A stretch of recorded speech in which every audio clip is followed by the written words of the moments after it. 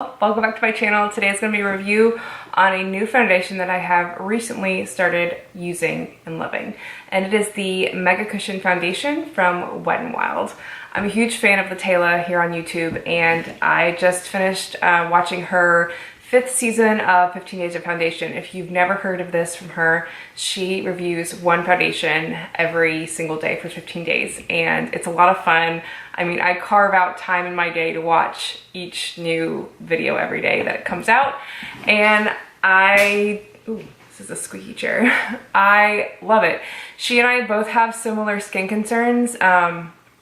We both have super pale skin, and up until recently she had the same type of skin as me, but now her skin is more on the dry spectrum. So yeah, I have to like pick and choose what kind of foundations I use, like when she recommends them, and kind of like go off her recommendation as far as like, if it doesn't work for her skin, it might work for my skin since I'm a little bit more oily than she is now. And yeah, so I saw this review and I wanted to give my take on it because I do have combination oily skin, and she was coming at it from someone who has drier skin. And I was really impressed with how well it matched her. I have a really hard time finding foundations from the drugstore that are cruelty-free, and they match me, and the undertone actually looks good. You know, it's hard to tick all of those boxes, but I've been so impressed with this. I've been wearing it for about 2 weeks, and I actually tried it for the first time in my car right after I bought it, and I touched up my foundation for work. And my skin looked amazing. So I just want to give my thoughts and kind of share with you how I've been wearing it and what combinations of hydrators and primers and powders I've tried with it. So if you're not familiar with cushion foundations, they're kind of like a Korean beauty thing where the foundation is in this compact, and within the compact there's this little sponge type thing where the product is.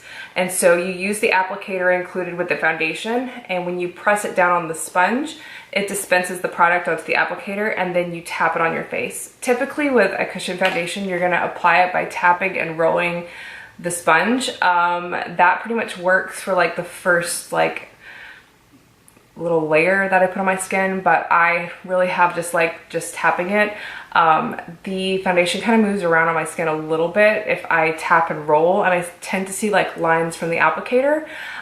So kind of tapping and rolling it everywhere and then tapping it in place has really been working for me.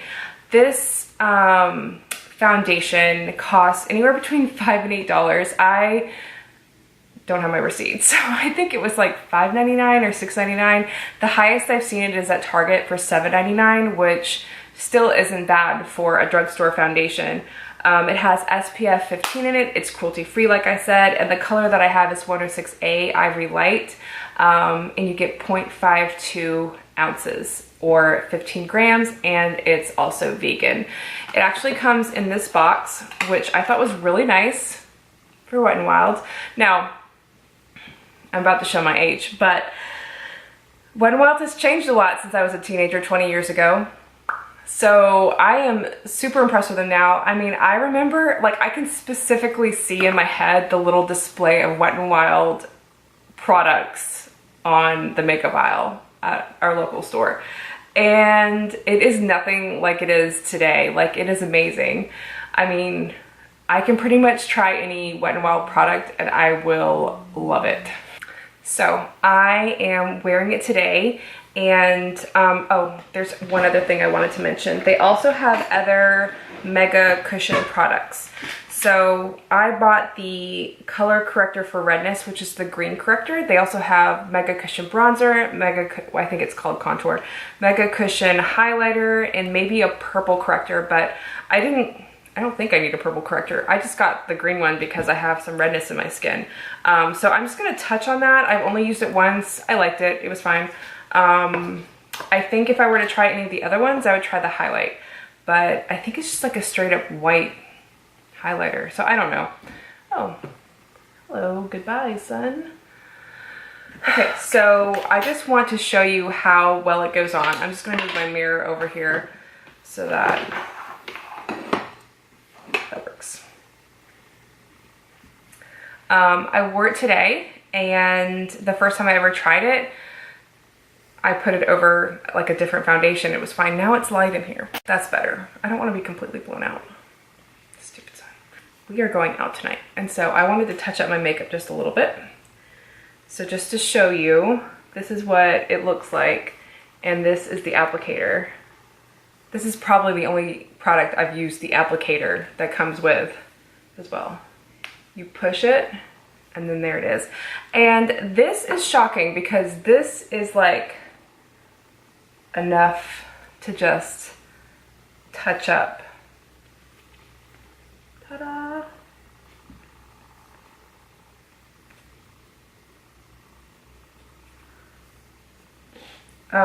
I do want to touch on one thing. It has a scent. I don't like the scent, but I do not smell it all day long. I am very sensitive to scents. This is like the type of scent that would give me a headache or like sinus issues.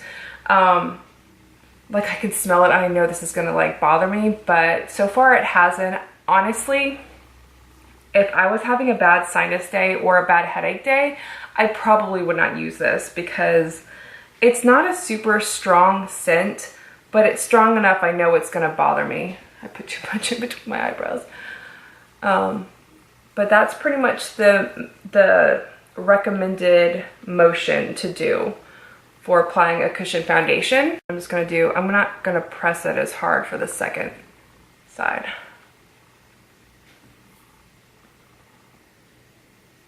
It's so hot today. It's like in the 80s, or maybe it's like right at 80. So you can kind of see it just like evens everything out and everything looks as it should all over again. So I am going to touch up the rest of my makeup later, but for now I just wanted to show you kind of like how I apply it. The claims on the box are luminous, lightweight, and buildable, and it's a hydrating formula. It also contains natural coconut derivative. And like I said, it has 15%, no, SPF 15, and that is, there is some zinc oxide in it, if you care about that.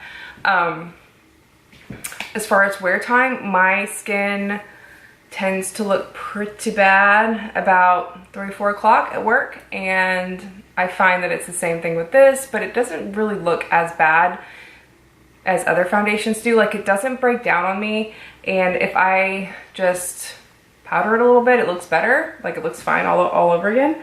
I do have some like weird texture problems in the middle. Like I said, I put too much right there, and a light hand is all I need for in between my eyebrows. For some reason my skin is different there. I don't know if it's because I'm very expressive. Maybe I could use some Botox. I'm kind of scared of Botox, but I don't know if I have more pores or what. But it looks kind of weird in between my eyebrows. That's a very minimal problem for me because foundations, it's just so hard to find a foundation that I really, really love from the drugstore. Like, being that this is from the drugstore, it's amazing. I want to touch on some of the different combinations of things I've done with it. So the first day I used the Ordinary, what is this called? Ordinary High Adherence Silicone Primer. And then I used my Supergoop CC cream.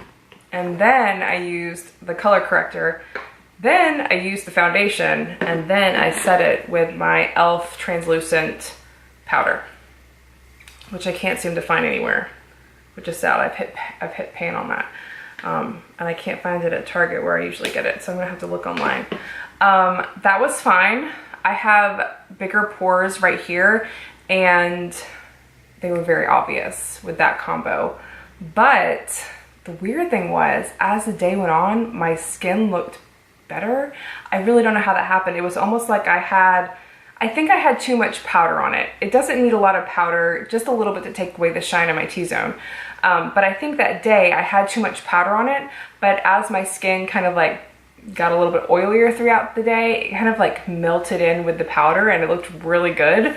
It's kind of weird, so there's that. I don't really like limit how much powder I wear if I'm wearing this like to work, because I just discovered that it looks better as the day goes on. I think my oils just kind of like mesh with the makeup and the powder, and it just looks good. So I have not had any problems blending like contour or blush or highlight or anything on top of it. Everything blends really well. I have to be really careful about, like, in this area right here, not to put too much highlight, because it just like this area where it kind of like emphasizes the texture of my skin, it really emphasizes the texture of my skin if I put too much highlight on top of it. But that's the combo that actually worked. So I think one day I did everything without the CC cream. And I think that my skin was kind of soaking up the moisture and it was breaking down a little bit. So I think for my skin, it's better to have the extra moisture underneath it. I also, like under my primer, I also have like my regular daily moisturizer, and it sounds like a lot of moisturizer, but that's what looked good for my skin. So that's what I've been doing. And yeah, I think I'll run through this foundation kind of quickly because I really like it. I would not say that it's completely lightweight. Like, I can feel it on my skin, but it's not, I don't feel the need to take it off immediately when I get home. So like, I can feel it. It doesn't feel like a second skin foundation. I feel it, and obviously I smell it a little bit, but it's not so heavy that it bothers me. I would definitely say it's luminous, because every time I would like catch myself in the mirror when I'm wearing it, it just looks like kind of like light reflecting, and I have like a glow from within kind of. I feel like with pale foundation, you have to give up a little bit of good texture to get the right color, but this one's a really good match for both aspects, and I'm really happy with it. So I hope this really helps kind of give you an idea of what to expect from this foundation. And coming from a combination oily person, I highly recommend it. So I'm sure this would also be good for dry skin. If you have dry skin, it has the coconut oil derivative and it's hydrating, so that would definitely help out in that department. I would definitely hydrate your skin a lot with your moisturizer before you put it on. My skin seemed to soak up the moisture from the foundation really easily when I didn't have a lot of moisturizer on my skin. Just to touch on the color correct really quick, I have redness in my skin from acne scarring, and this helped out a lot. It is the same type of application with the little sponge applicator. It doesn't have a hinge, so you have to like take the top off and then put the little applicator in there. I was really happy with how it minimized the redness in the fronts of my cheeks, but I think it also added to like my texture look. It kind of emphasized my larger pores a little bit. But that was the day that as the day went on, my skin looked better. So I can't complain too much because my skin actually looked better in the afternoon. But yeah, I will definitely use that again as well. And I think it was about the same price as the foundation, which you really can't beat. So thumbs up to Wet n Wild for this. I'm really, really happy that I ended up trying it, and I hope to try out some more drugstore cruelty-free foundations so that I can add to my reviews here on my channel. Thanks so much for watching, and I will see you in my next video. Bye everyone.